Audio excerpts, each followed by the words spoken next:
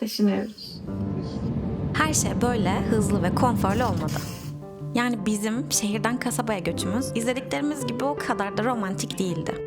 Yıllardır dilimizde olan o büyük taşınma hayalini tam 3 haftalık bir kaosa sığdırdık. Paketlenen 60'a yakın koli, birkaç veda ve 3 kediyle bitmek bilmeyen 10 saatlik bir yolculuk. Tatile değil, yaşamaya gidiyoruz. Yeni evin kapısı açıldığında aklımıza tek bir soru vardı. Biz gerçekten ne yaptık?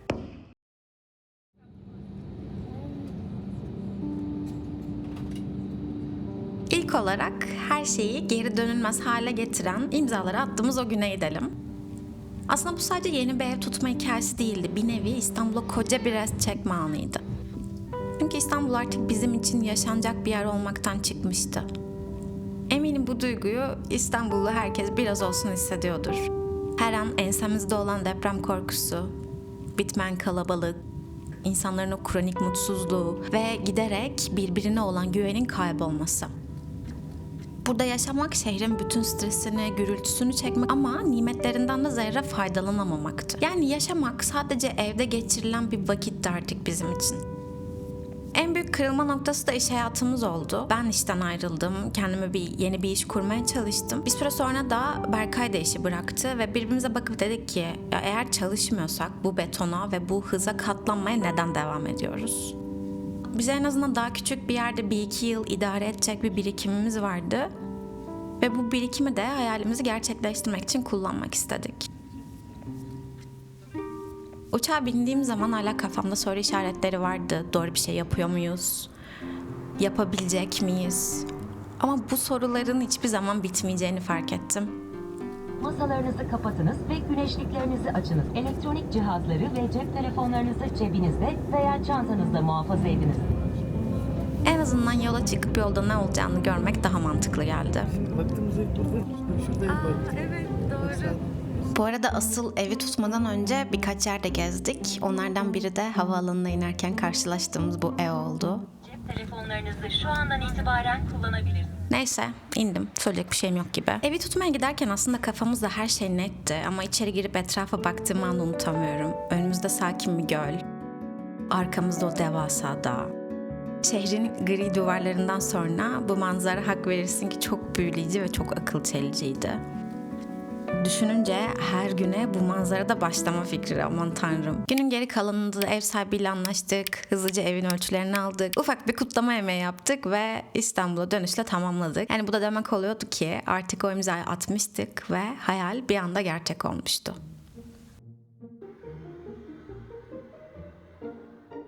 Sözleşmeyi imzalayıp İstanbul'a döndüğümüzde o sevinç turları bitti ve hayatımızın en kaotik dönemi başladı.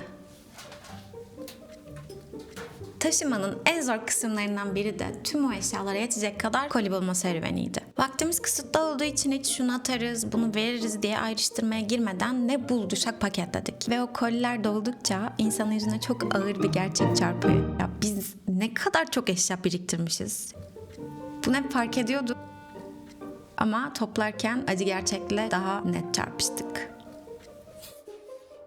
Kola açsana. Kocaman. Ha. Biteriz. Bütün bu koli kaosunun içinde tek kaçış noktamız akşam balkonlarıydı. Bazen gece mesaisine devam etmeden önce derin bir nefes aldığımız kısa bir mola.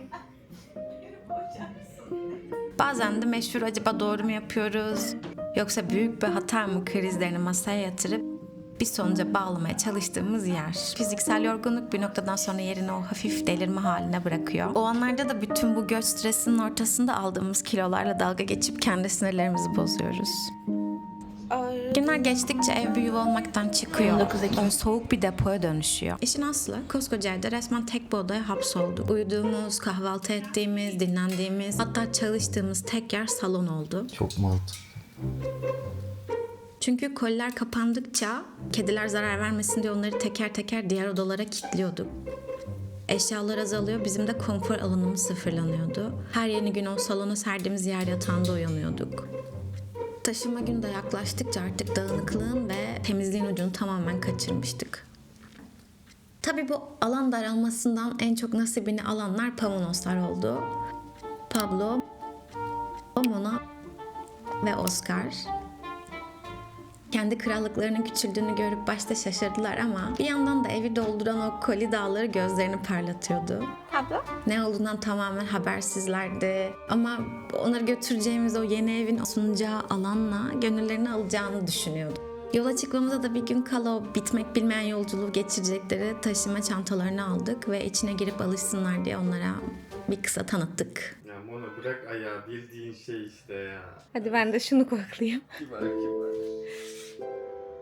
Aslında İstanbul'a kalmaya devam etseydik bile bu evden kesin taşınırdık. Çünkü 2 oda 5 kişilik bir aile artık nefes aldırmıyordu. Bir de evimiz o kadar az güneş alıyordu ki bugüne kadar birçok bitki alıp birer birer hepsini öldürdüm. Elimde sağ kalmayı başaran bu ikili ne kadar sağ kalmış denebilirse.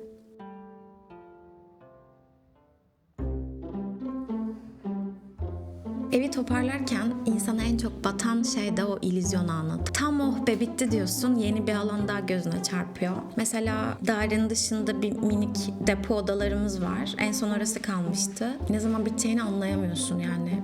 Planlayamıyorsun asla. Tüm bu süreçte kimseden yardım almadık. Pek istemedik de. O koca kaosun içine sadece ikimiz girdik ve bedenen resmen tükendik. Ama bugün geriye dönüp bakınca anlıyorum ki her bir eşyayı kendi ellerimize paketlemek o evle küçük küçük vedalaşmamızı sağlamış. Büyük ihtimal içten içe bu yüzden istemedik. Leş. Bu işlerin belki de en ağır kısmı vedalar. Ya birine bir şey olursa biz yetişemezsek korkusu. Kurulu bir düzenin var, onu bozmak. Yılların şehir en iyi olanaklara sahip olacağın yerdir kalıplarını yıkmak. Yani bir nevi gemileri yakmak. İtiraf edeyim içten içe korkuyordum. Ama bir yandan da şehrin hızından o kadar nefret etmiştim ki gitme düşüncesi beni ayakta tutan tek şeydi. Yine de toparlanırken bile iki arada kaldığımı farkındaydım. Sevdiklerimizle vedalaşırken garip bir şekilde bu bir ayrılık anı gibi hissettirmedi. Sanki buluştuk ve hep birlikte uzun bir sofradaymışız gibi huzurluyduk.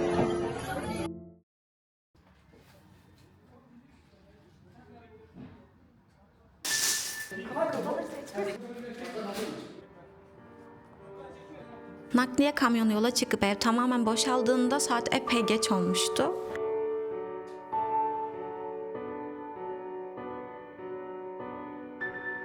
Son aylarımızın sığınağı olan o balkona son kez oturduk. Tüm eşyalar çıktığında onca yıllık evimizi uzun zaman sonra ilk defa bu kadar çıplak gördük. Korku filmi gibi. Duvarlardaki izler, yerdeki kocaman çizikler ilk defa bu kadar net çarptı gözüme. Bu eve yıllar önce taşındığımız gün yerler aynı böyle toz içindeydi ve o tozun üstüne şurada masa olur, buraya koltuk koyarız diye şekiller çizmiştik. Evi yıllar sonra tekrar o ilk günkü boşluğuyla görmek, sanki buraya taşındığımız o gün gibi hissettiren garip bir andı. Sabah olduğunda artık buradaki son dakikalarımızı geçirdiğimizin farkındaydık. Evi bir kez de gündüz gözüyle tekrar dolaştım, vedalaştım. Bas bakalım.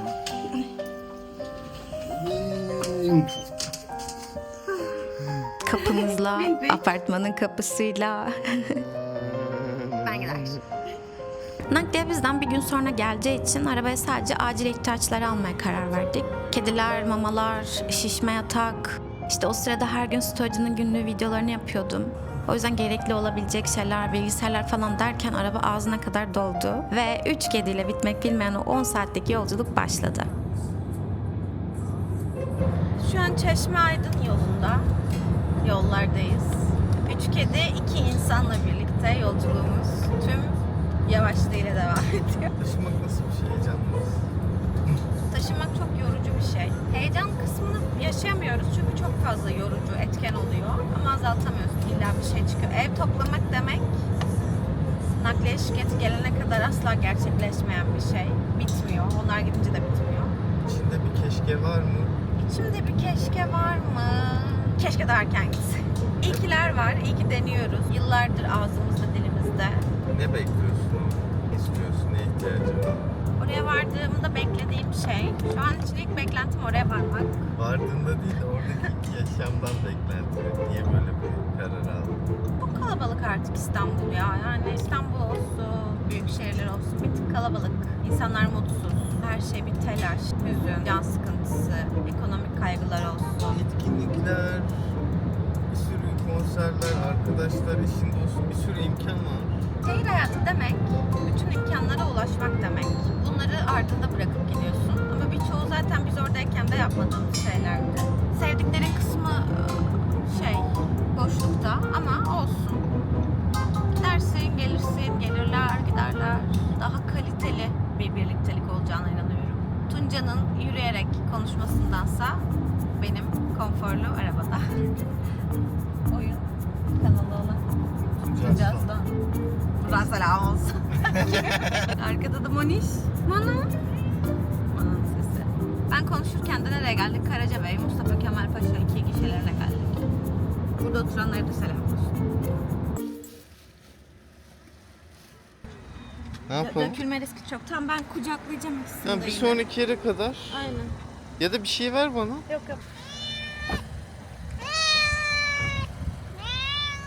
Bana? Bu da bizim bagajımız. Şu güzel karısına bak. Tamam gidiyoruz. Ana dışarı bak diyeceğim de göremezsin. Gündüz başlayan yolculuk yerini karanlığa bırakınca düzenimizi bıraktık duygusallığı yerini tamamen varalım ve dinlenelim moduna geçirdi.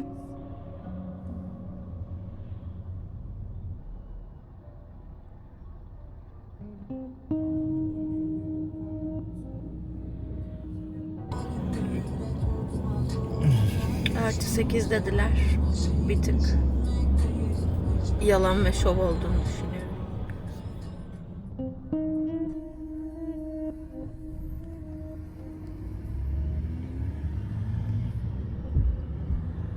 Açayım ben dur. İlk kez açar mısın? Yeni evin bahçesine geldiğimizde de bizi zifir bir karanlık değil ama böyle inanılmaz bir ıssızlık karşıladı. İlk görevimiz 10 saattir yolda olan Pavanoslara evi tanıtıp biraz gönüllerini almaktı.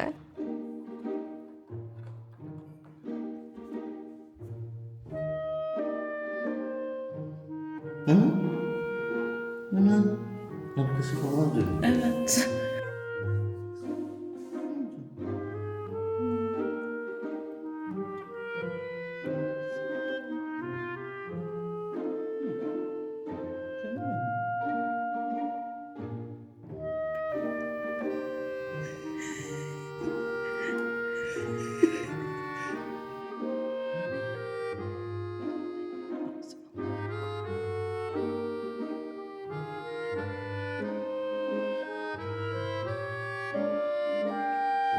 Bu da kısmen tamamlandıktan sonra derdimiz artık uyumak oldu.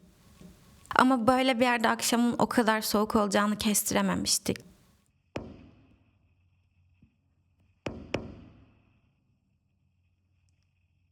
Üstüne bir de güvendiğimiz şişme yatağın yolda patladığını fark ettik. Yeni evde o yıllardır hayalini kurduğumuz huzur dolu hayatın ilk gecesi pek de beklenen gibi geçmedi. Ama güzel bir haber, Muna başka bir odayı keşfetmeye karar vermişti. Bu 10 saatlik yolculuk birazcık onun canını sıktı. Yıllardır hiç görmediğim gibi tavırlıydı bize. O yüzden onun turuna eşlik etmek istedik.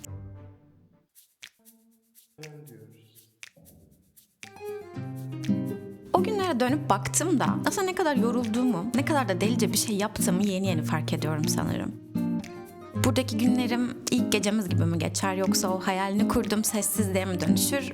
Yaşayarak göreceğim. Düşününce neyin sonunu bilerek başlayabiliyoruz ki zaten. Ya vazgeçiyoruz hayallerimizden ya da bir ara diyerek devam ediyoruz kaldığımız yerden. Eminim aranızda beni düzenli takip eden 4 aydır neredesin diye de soranlar vardır. Onlara da bir selam olsun. Bu taşınma hengamesinin üzerine tıpkı yaz tatilinde artık boşluktan sıkılan bir çocuk olur ya, onun gibi dinlenmek istedim. Üstüne bir de normalde Bali diye planladığımız ama ayağımı kırdığım için çok sonraya ötelenen 3 haftalık bir Japonya seyahatine çıktık.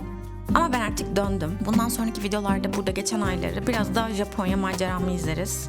Ama çok fazla gezi kanalına çevirmemeye çalışacağım. Ben de tam nasıl videolar yapacağımı kestiremiyorum. Bu videodan da fark etmişsindir. Ama sen eğer hala abone değilsen abone olmayı unutma. Çünkü yeni bir hikaye başlıyor.